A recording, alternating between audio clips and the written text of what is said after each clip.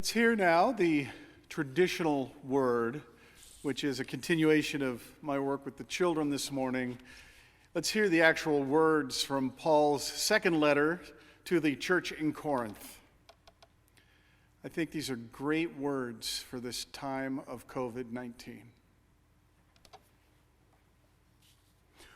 But we have this treasure in clay jars, so that it may be made clear that this extraordinary power belongs to God and does not come from us.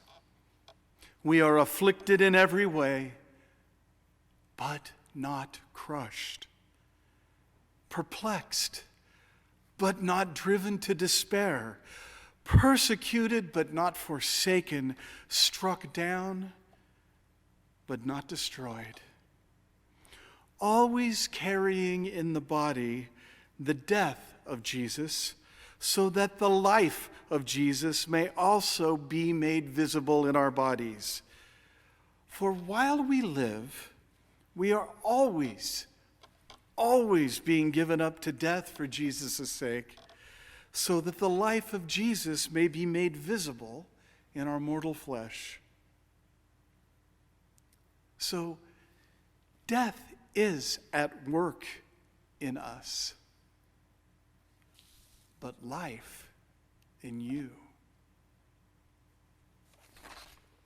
How wonderful then this week that we are landing on the chapter about a sense of vitality as we continue exploring Julia Cameron's book on creativity called It's Never Too Late to Begin Again.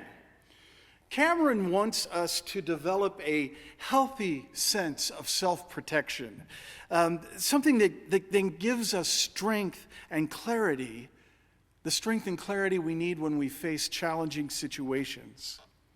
And the work that Robin and I have been doing with you this summer on reigniting our lives has hopefully been useful to you, and we're all trying to imagine a post-COVID world, a time that we all hope and pray comes soon, when we leave these cocoons of separation and move back into our world. Now, it's not lost on me that my first sermon in this pulpit after my major surgery last month has us looking at vitality. I have spent the past month convalescing from my heart valve repair, and I have had lots of time to chew on this idea of vitality. The word's root is vital. Vitality. Vital literally means pertaining to life. So what a great topic for my first sermon after my own time spent sequestered and convalescing. A time spent building up my physical well of energy, but also my spiritual well of vitality and creativity. We all have within us this inner well, a place where we draw forth our creativity and that spark of life that drives us, that keeps us going. I believe this inner well is one of the main places where we connect with the Holy One. So for me, creativity is, by its very presence in our lives, it's an act of solidarity with God. It's a co-creation, if you will, of the divine presence in our lives, working with us to create, to bring forth something new into the world. So whenever we do something creative, we're pulling from this inner well. We all have the supply of information, images, life experiences, energy, our inner well. And when we draw from that, we use those things to create. And this act of creating then is this constant drawing from this well. And we've got to remember then that we must give ourselves time to replenish the well. We need time to refill our wells. As anyone here and watching has ever known, who has ever embarked on a creative endeavor knows, there may be nothing worse than when that well runs dry. So Cameron's book, then, is ways to help us refill the well, but also ways to reframe our lives. Primarily, she's looking at a time after retirement or some other, major life change that creates more time in your life. This is why Robin and I also thought that this would be good for this time in our lives.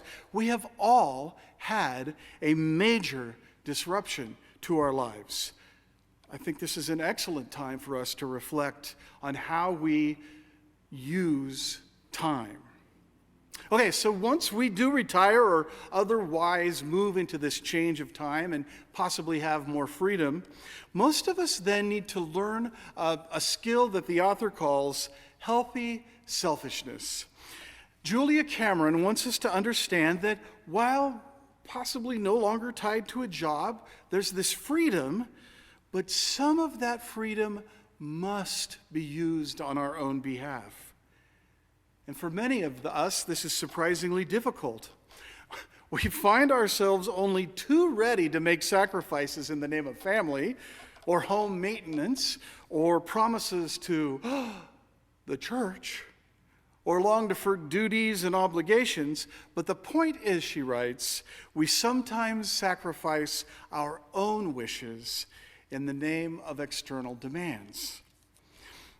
It sounds, as I read the chapter, to me that what she's asking us to do is to set some healthy boundaries, except for that help in the church bit.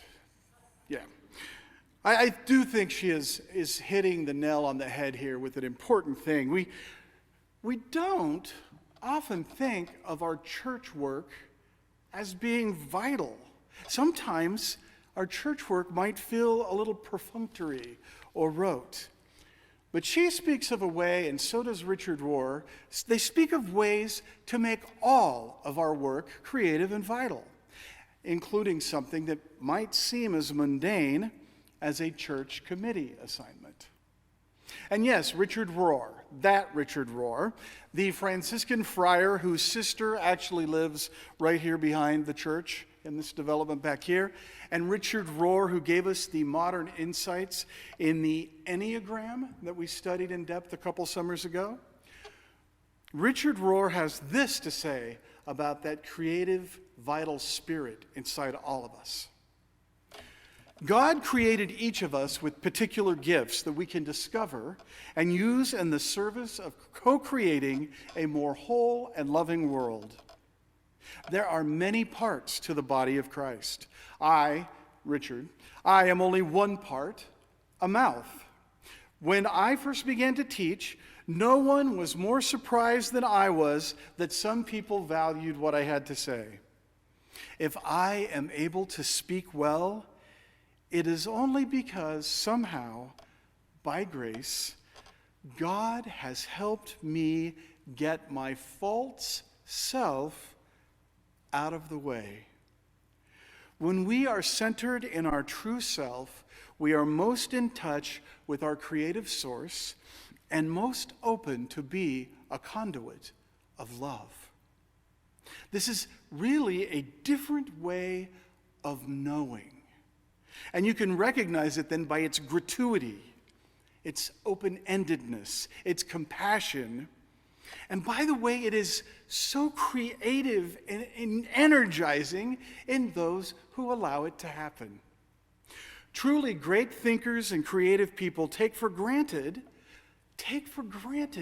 that they have access to this different and larger mind.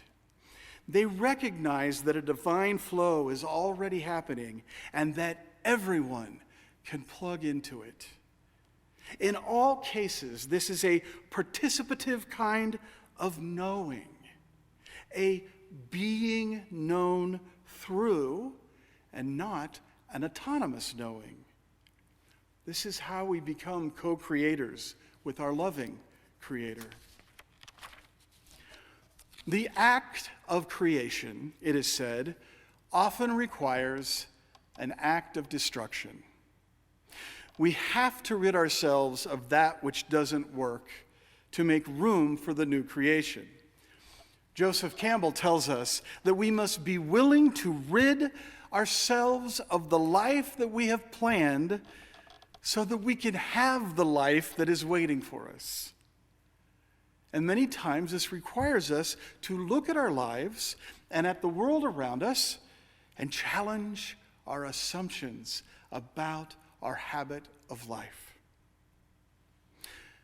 We know that the world is not flat, but the ancients believed that it was. It took Magellan's voyage to prove that the world was round. Many people hold a belief as false and as damning as the belief that the world is flat. Many people believe they are not creative, that they cannot tap into this mind of God and tap into the creative force. And it is only by casting off the lines and setting sail in the direction of your dreams that you are able to prove that your world is round. In last Thursday morning's coffee, our little coffee chat, we had an interesting discussion on the inspiration that God may or may not give us in our various acts of creation. As I've said, I believe that every creative act is one drawn from the divine presence. But there are many who do not hold this to be true. There was this one interesting supposition that held that God made the creative person. They made this person have these creative capabilities so that then they could create various things and creation could come forth from that person. I love that. I love the theology that we do together as a community of believers. I love that our theology is not static, that it responds to the world around us. And I love that our theology is agile enough to make space for the divine presence that might use us for creative endeavors. I also love this other piece that we discussed Thursday morning, that not only these tools of creation that the divine one gave us, but also the tool of science that the divine one gave us to help make meaning of the world. Science tells us much about how our world works and how our lives then are impacted by the natural world. The law of entropy begins the moment we are born. It is just a simple fact of our mortality that from our first breath to our last, we are in a constant state of being diminished. Entropy is slowly peeling away our lives, layer by layer, like an onion, until there is nothing left. Our lives are this constant movement from abundance to loss. And I believe it is how we respond to the losses that defines us as human beings. I believe the God of creation wants us to fill our diminished space with something else, where we can, something that helps us remain vital and alive until we simply can't be any longer. When one experiences a diminishment, let's say the loss of the ability to run, we need to replace it if we can. Let's say that you have been a long-distance runner all of your life to this point, and now you've been told your knees can't take the impact any longer. That's a significant loss, and it should be mourned and lamented, this diminishment. And, if possible, there's a space now that might be filled with something else, something new. Power walking that's less impactful, or biking, my personal favorites. I have promised myself that I will bike as long as I am physically able. A few years ago, I switched to a recumbent, and then when my body can no longer do the recumbent, I will move to a trike, and it'll be okay. I will fill that space of loss with something new until I'm unable to do that. To me, this is what it means to be vital. On my last trip to Nicaragua, I was waiting in the airport in Houston, and the woman in front of me on our boarding line turned out to be a 93-year-old nun, also heading to Nicaragua to work in a different community than we do, but similar work nonetheless. This woman was vital and energetic and filled with kindness and love. We had a wonderful chat.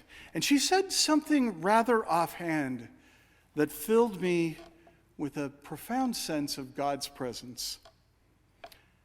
She said, "As long as I am of use, I hope to be useful. I pray that I can do this work until I am no longer able to do so." What a wonderful prayer for all of us. May we continue to do the work of our lives until we are no longer able to do so. May we be of use, because this world needs us. This world is craving our work and our love.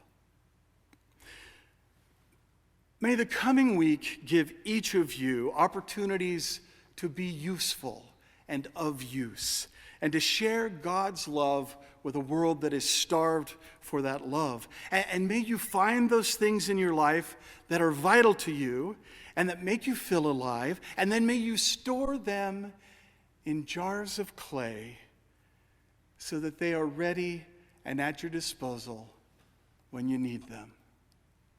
Amen.